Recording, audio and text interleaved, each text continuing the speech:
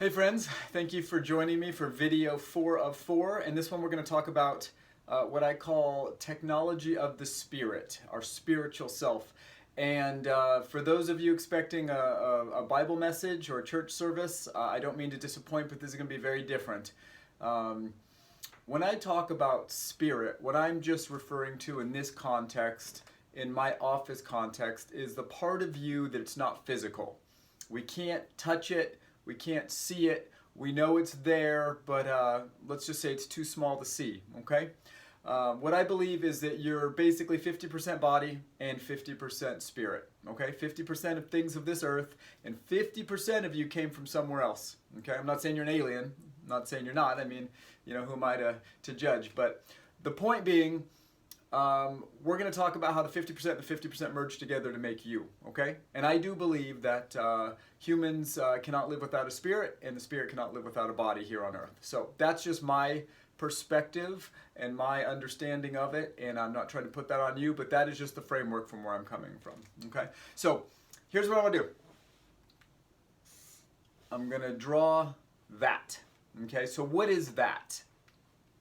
Think about it, really. What is that? Some of you said, oh, that's a line, okay? What else could it be? It could be an L, lowercase l. It can be a 1, an L, a line. It could be the start of a picture. It could be a lot of things, right? And let's say now I do this, okay? Now what is it? See, I gotcha. You were wrong. It's not 1, it's 2, okay? Or some of you saying it's not 1 or 2, that is quotes. So I'm about to say something. I'm opening quotation, half an air quote. What else can it be? How about if you're a computer programmer? It could be code, zeros and ones. Remember Y2K? The world was going to end because of zeros and ones? Kind of a joke, but kind of serious too. So that can be 2 L's. It could be the number 2, it could be 2 lines. You know, I could start to build a house out of that. It could be code. Well, what am I getting at? It's perspective, right? It's what you think it is. I can't tell you what that is. You can't tell me what that is. If I ask you what you think it is, it's true what you think it is, okay? But if we're looking for a bigger truth, it depends on what my intention was when I did it, okay, when I wrote it.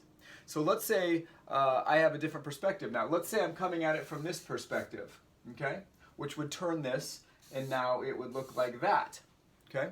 I just turned it. I just changed perspective. Now what is that? Oh, it's an equal sign, right? What does equal mean? Oh, it means all people are created equal, okay? That's one perspective. What if it's just railroad tracks, okay? Railroad tracks. So it could be a lot of things, all right? It could be a lot of things. A friend of mine sent me this meme. I love it. There's 2 people here, and they're looking this way. They're looking at each other, right? There's people, and they're happy people. And they're looking, but on the ground is a 6 from that person's perspective, but from this person's perspective, it's a 9. Well, who's right? You could argue that all day. From their perspective, that is their truth. Now, however, there is a deeper truth. It's whoever wrote the thing on the ground. If I wrote that thinking it's a 6, then it's a 6, no matter what you think, okay?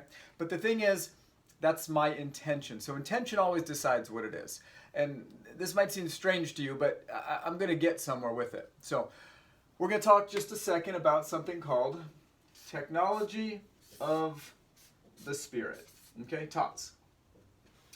Technology of the spirit. What does that mean? It means we actually have a spiritual technology in us. We have the ability to influence and change things. Okay, and what is that?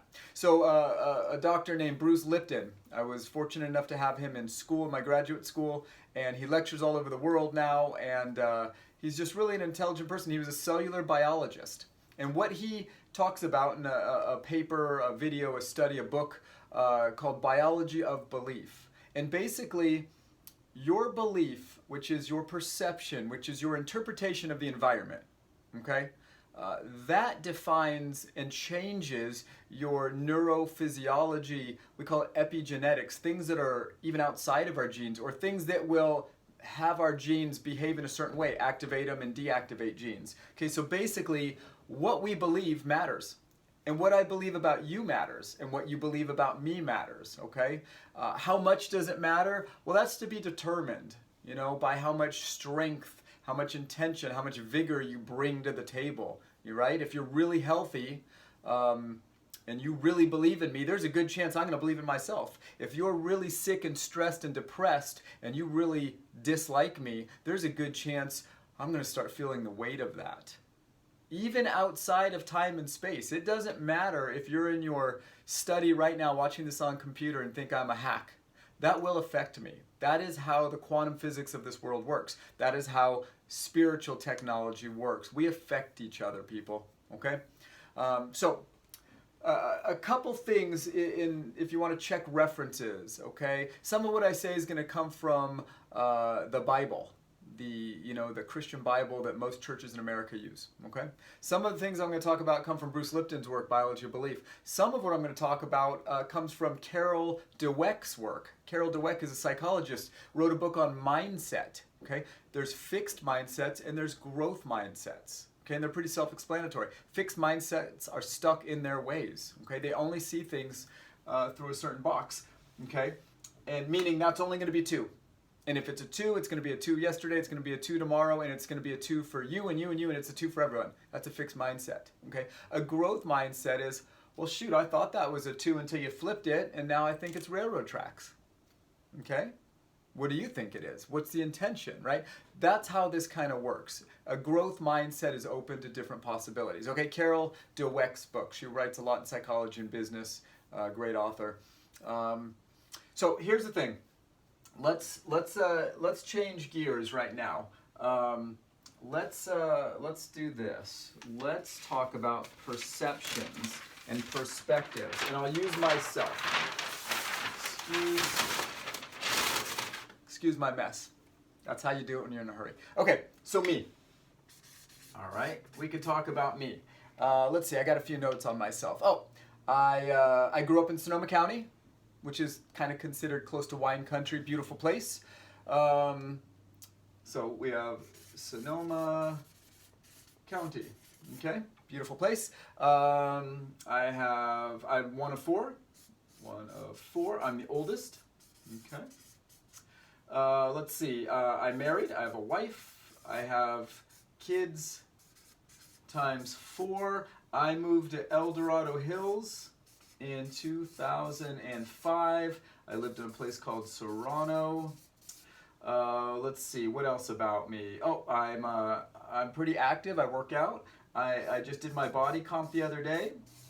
14% body fat. Used to be 7% back in my early 20s when I was taking my charge at the bodybuilding world. But that was too painful. So here we are at 14%.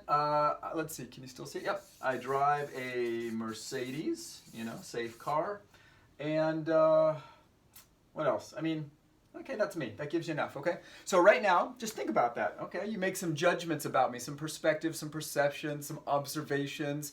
Oh, well, Sonoma County, he must have a pretty good upbringing. He obviously has his doctorate. Oh, I forgot to tell you that. So, yeah, I got my doctorate. You have to not call me that, but you can call me Dr. Sean Patterson. That would be legal and legitimate. I'm a licensed doctor, California chiropractor. Okay, so Sonoma County, yeah, that's probably a good life, right? Nice place, beautiful. Nice big family, oldest, so I'm obviously responsible. A wife and kids. I met my wife at church. Got to know her at church anyway. Kind of met her there, got to know her there. El Dorado Hills, pretty nice place, right? It's kind of a little shishi, a little upscale.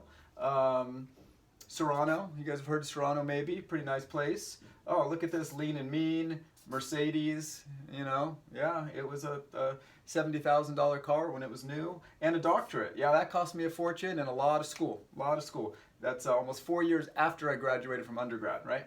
Or after an undergraduate degree, you get your doctorate. So it's like 9 years of school, I think I put in. So, okay, there's me. So you have your judgments about me, right? You got me kind of figured out. But then we say, okay, well, when I say I grew up in Sonoma County, that's where I did most of my years. But I actually moved about 20 times before I was even in middle school. Okay, people say, oh, were you in the Army? Well, I say no. I had a single mom, and there were 4 of us. and she had a few, or at least a couple, abusive stepfathers or husbands to her, stepfathers to me, ex-husbands now, that were pretty abusive. So we were on the run, so we moved a lot. So I went to a million different schools, and I moved around a lot, everywhere from here to Wyoming, and wherever the car would break down is where we'd live for a while till we got enough money to go to the next place, okay? Church, nope, wasn't raised in church. I became a born-again Christian. God spoke to me when I was 23 years old, audibly. It's only happened twice in my life. And that's another story. Even though today's about the Spirit, that's a pretty good one. Yes, I do hear from God. Audibly, but only a couple times. And I don't know if it was audible that you would have heard it if you were with me, but I definitely heard it as if it was audible. Okay? Kids times 4, that's true. 1 was planned. He's my biggest handful too. And 3 were unplanned. Okay? Oh, that's different. Oh, maybe I'm irresponsible now. I moved to El Dorado Hills in 2005. I lived in Placerville before that, in a little tiny fixer-upper, and it was 18 months of struggling and remodeling, and I had to learn how to be a contractor, and I did everything wrong, and that was a bummer. So, you know, Placerville. Definitely Serrano was nice. I don't live there anymore. When I was a kid, I was about 35% body fat. I was 5'3", and I was 200 pounds. Very humbling when you're 12 years old and the doctor looks at you and says, well, his nurse weighed me and says, Sean, do you realize you're near 200 pounds? And I sat there like, well, I do know I eat a lot of cereal and ice cream. Okay, very humbling. And my nickname was Butterball. Yes. And kids did pick on me, and it was horrible. And so I know what it's like to be bullied. But a lot of people wouldn't say that. They say, oh my gosh, you know, you've probably been thin your whole life and active, and, you know, I know I'm a beautiful man, but no. I was more beautiful inside when I was younger, not outside, right? But, oh, Mercedes. Oh, yeah. It's a 2008. I bought it recently, used, with 222,000 miles on it, okay? I like used, well worn, okay? Probably paid $6,000 for it. Yeah, it was 70,000 new, but I only paid 6. So, you know, and a doctorate. And believe it or not, I don't have my bachelor's. I skipped. I kind of cheated. I did all my prerequisite classes, never got my bachelor's. I have my associates, and I got my doctorate. I'm the only one in my family who even has a high school diploma. Okay, so I didn't come from a family of education, and they are great. My siblings work hard, and they're intelligent, but they went a different road. So all that to say is, the first perception of me and the second perception of me might be a little different, okay? And I'm just being vulnerable with you, right? We do this with each other. We think we know people, but until you've walked in their shoes, maybe you don't know them as much as you think you know them, okay? And right now, with everything going on and all the lines being drawn, it's almost like we're just looking for reasons to not get along, okay? So, all right. So we have the whole judgment thing. So here's what I'm going to do. I want you to do this. This is the most powerful technology of the Spirit we have. It's our free will, okay? It's our free will. So what I want you to do is imagine this is your, this is like a stainless steel bowl you're walking around with, okay?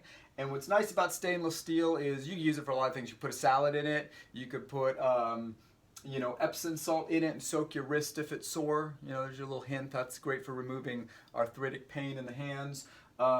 Sometimes when you're sick, you throw up in it. You can do all kinds of things. You could spot clean the carpet, put dish soap in it or laundry soap in it or whatever you use for carpet cleaner. And then stainless steel washes out and sanitizes very easy at high temperatures, right? So you got the stainless steel bowl.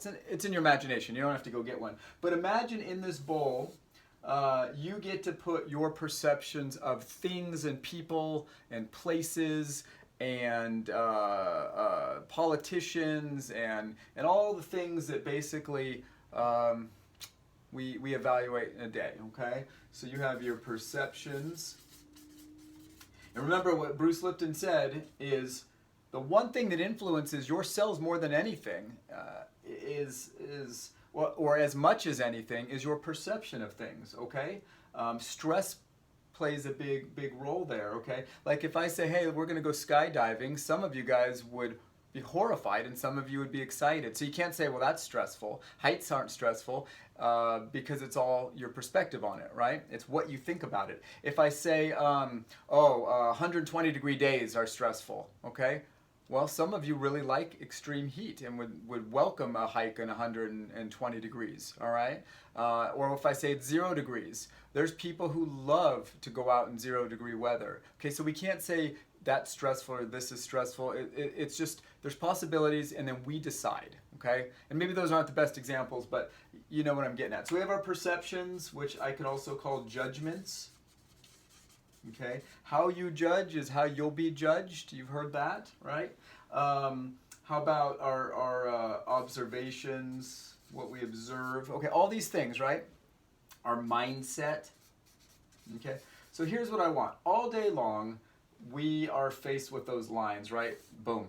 Okay, it's a line, it's a one, it's computer code, it's it's this, it's that, Here's what we don't know. I don't know what their intention was, okay? So what I'm going to choose to do is take this, whatever this thing is, okay, and put it in this bowl and hold on to it for a while. I'm not going to judge it. I'm going to hold my judgment. I'm going to discipline myself to just give them the benefit of the doubt a little bit longer, okay? Just to sit with it, hang with it. So one of the things I'd like you to do is consider, when you have that opportunity to judge something, whether it be, oh, I'm a chiropractor. Oh no, all chiropractors blank, blank, blank. Whether I'm a pastor, okay? Whether I have an ex-wife or not. Whether somebody wears a mask or not. That's what I'm talking about. These are lines, okay? Mask is a line. Somebody who's been divorced is a line. Somebody who's a Christian is a line. Somebody a medical doctor. Somebody a chiropractor.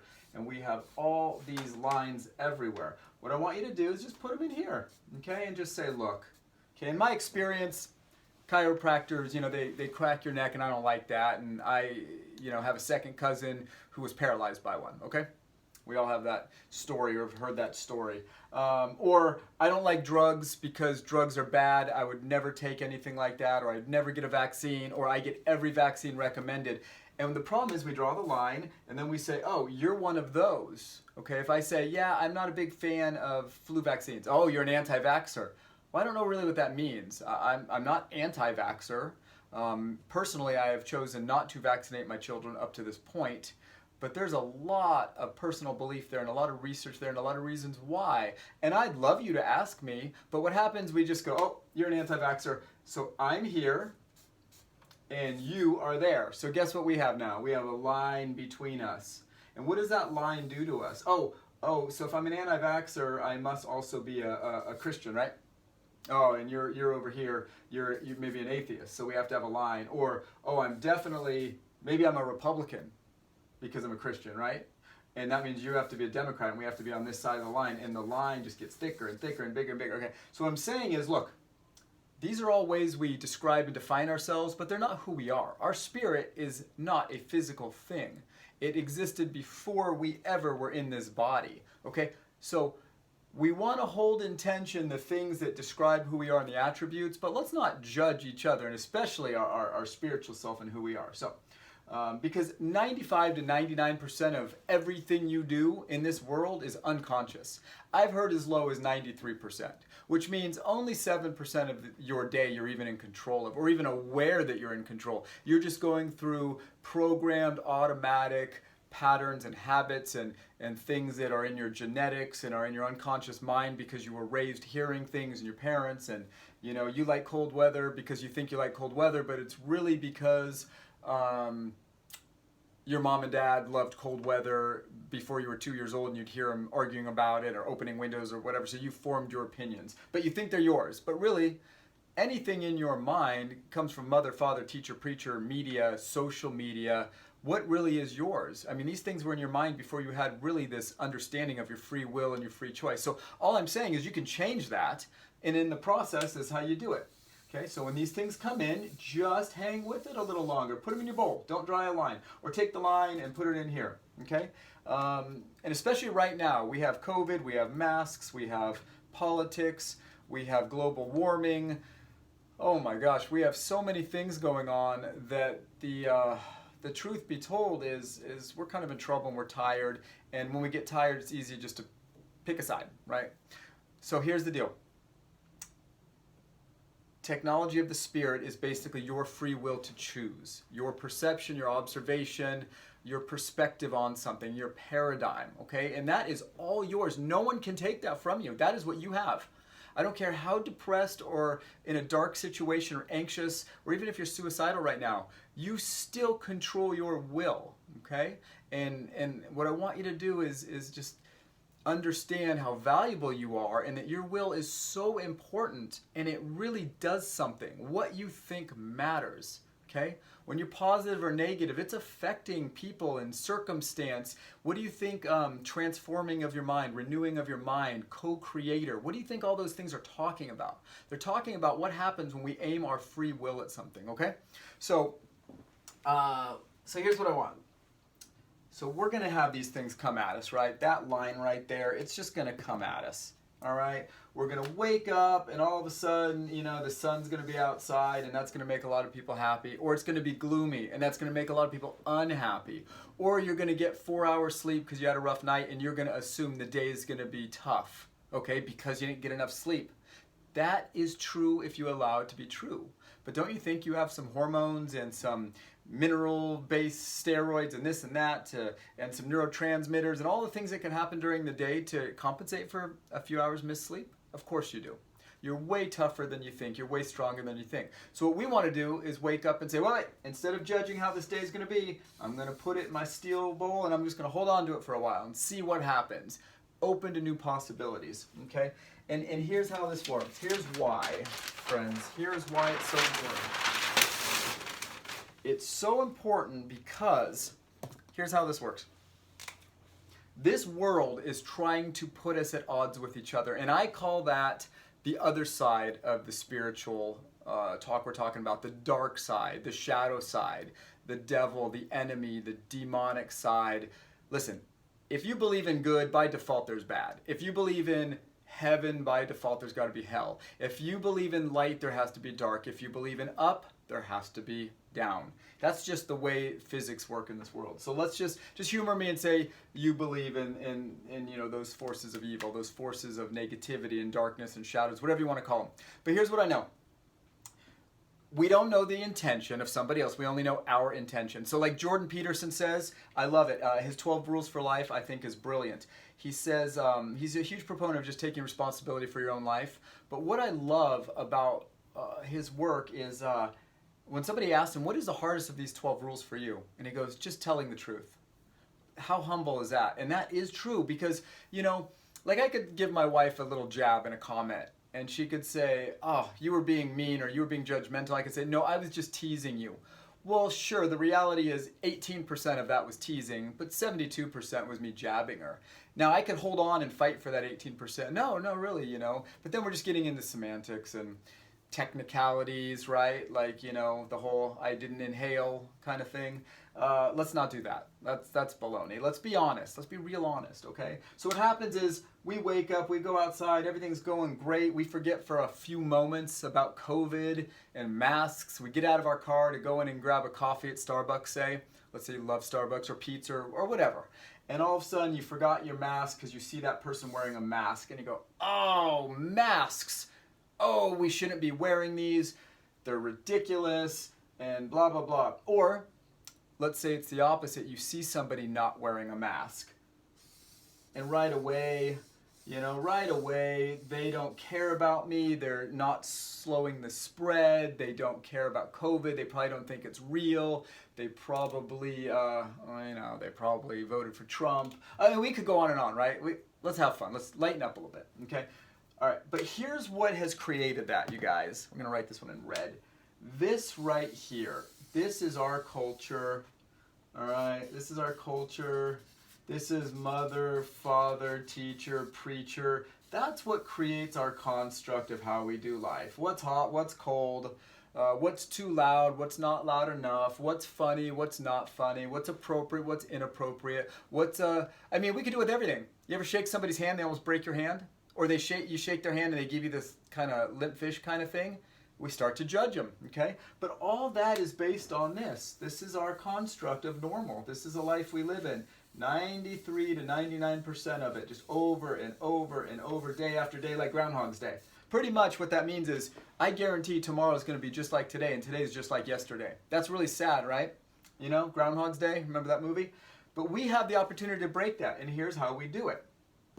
By holding things in contemplation, let's just hold them in tension. Let's put them in that stainless steel bowl that might be full of vomit today, or it might be full of something great. I don't know what the day is going to hold, but don't judge it, okay? Just put them in there and just let it sit. Let your unconscious mind and your emotions and your spirit have a chance to process. Because when something shocks you, you have, just as a human, you have two kind of pathways you go. Shock is either, at first your knee jerk is shock, oh my gosh, it was abrasive to me. And you either can accept it or reject it. But most of the time we reject it because it's a defense mechanism. But it might not be bad, it just shocked us. Shock could be really bad too, like run bad. But you don't always know that. So if somebody does something that shocks you or bothers you, just sit with it, okay? Unless it's like an emergency or life or death. If somebody jumps out in the dark alley with a knife and says, give me, your wallet, chances are they don't want to put money in your wallet and tell you to have a great day. You could probably judge that one, right? So I'm not talking about the obvious absolutes, right? I'm talking about the things that we have kind of control of. So anyway, here's what happens when we decide to put things in a bowl. All right, I'm going to give you a new page here because I'm writing too big. And this is important, so I want to illustrate well. Here's what happens. Something comes at me. My nephew tells me he voted for Trump, right? First time voting, he's all excited, and I just go, oh. Or maybe he voted for Biden, and I go, oh. Or maybe he voted for Jorgensen, and I say, oh. Or maybe somebody tells me they went to a chiropractor. Oh. All right. Or maybe somebody tells me they got their flu shot, and I go, oh, I should have told you what's in that thing. Right? I don't know, but let's just say that comes at us, and boom, there it is. Okay? All right? Remember what culture does. Culture draws that box around this, right? Culture draws that box around that. So you have to pick a side, right? We have a division now. We have a tension between us. But here's what can happen, okay? If we start living in a bigger box, all right, it's still a box, but let's be real. It's going to take us some time. When this jumps out at you, we still could go, wait a minute. Yeah, there's a line here, and it's a little more work, but I could still come over here and hang out with you, and you could still come over here. We could go around it. I'm no longer stuck on my side.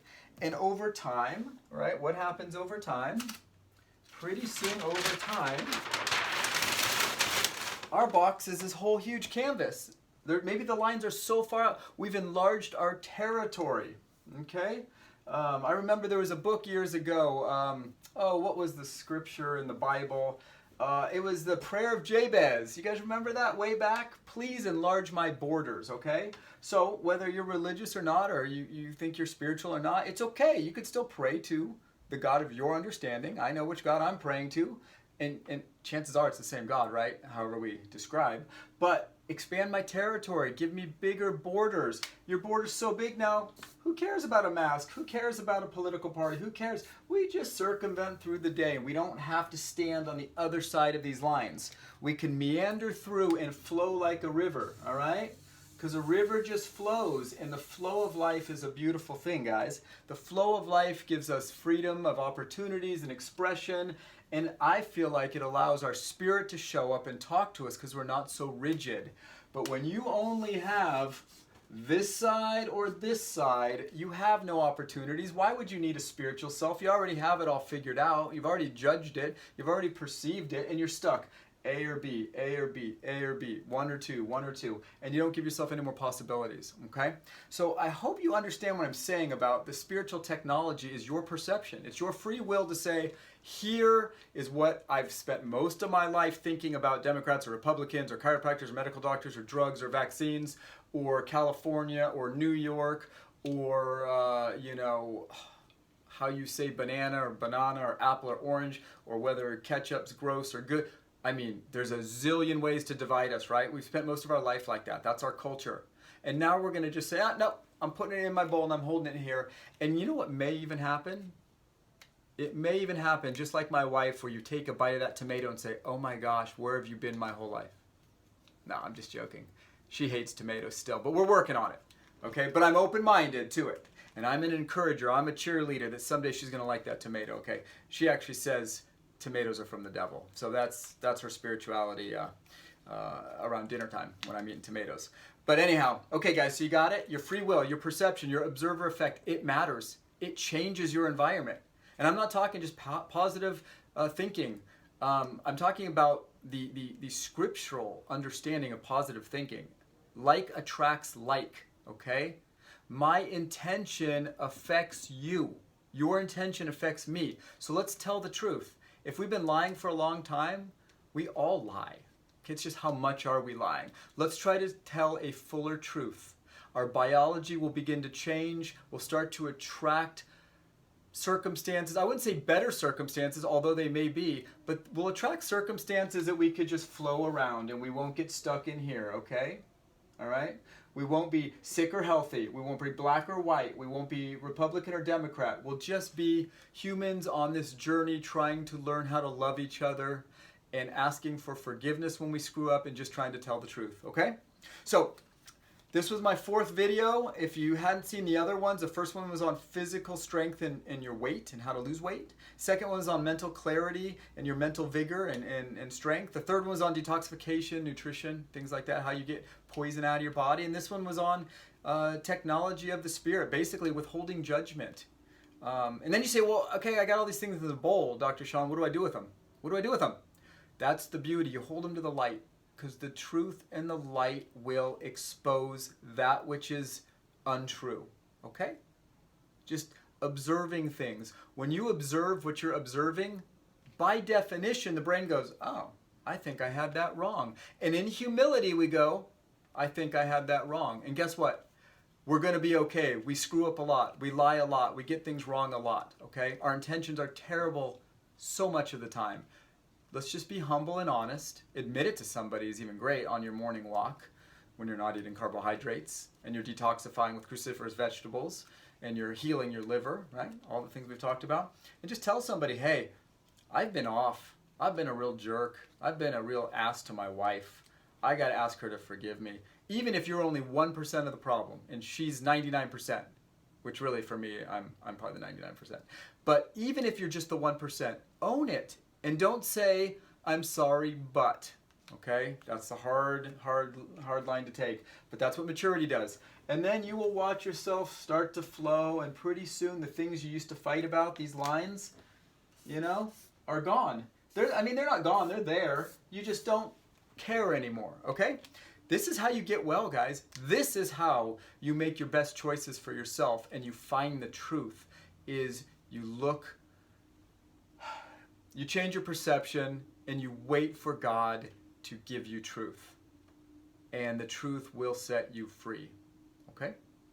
I have love for you guys. I'm fighting anger just like you about how hard it is to live right now, especially in California and with all our rules and regulations. Let that anger become a righteous anger that motivates us to courage, only to get us to acceptance and love. Not to harm others. If there's principalities and political organizations and things that need to be dismantled, we got to dismantle them. But let's do it with courage, compassion, empathy, and love. Okay? Let's withhold judgment. Let's stick to the facts. Let's give it time and look for the intentions. Let's ask good questions. And all we can do is take responsibility for our own lives, be honest, and let the love and light of this world heal ourselves and others, okay? God bless you guys. I hope you found value in this. If you need help with your diet and your weight and your exercise and your detoxification and your mind and your spiritual health, just reach out and say, hey, I need some help. And we could chat and we could see if I could be a good fit for helping you. And if not, who would be a good fit for helping you, okay?